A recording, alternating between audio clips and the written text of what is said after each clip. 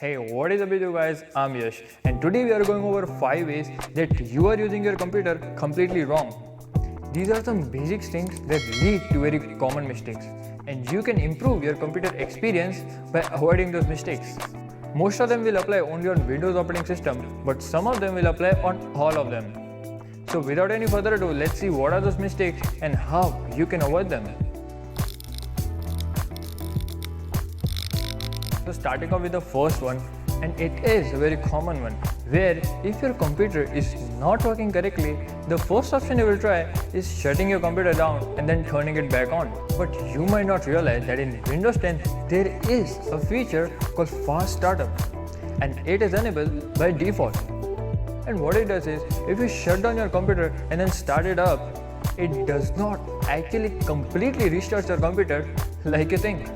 And that's because it will store any processes or cache memories that were running in your computer before you shut it down.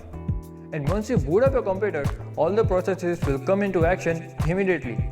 So your computer's condition might not actually improve.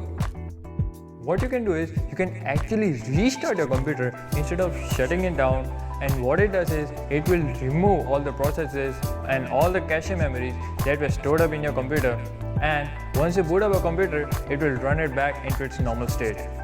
So moving on to the second one, and what most people do wrong is that while they're installing any program or software into their computer, they keep clicking the next button and they do not read what is written in the installation. Once you start the practice of reading everything, you might actually notice that there are many options that are already checked, but they are not necessary. And what they do is, they will install some kind of bloatware in your PC that you do not require. And once the installation completes, you see some new programs on your PC and you start to wonder, where did they come from?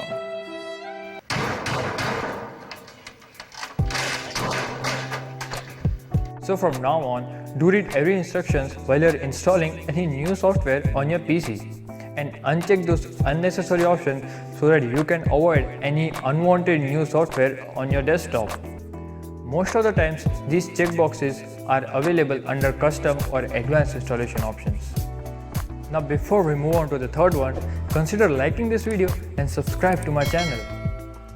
Moving on to the third one, and what most people do is, they are actually using the start menu without even customizing it.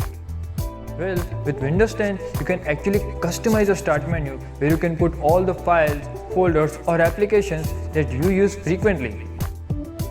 And what it will do is, it will remove all the clutter present on your desktop and it will look more neat and clean.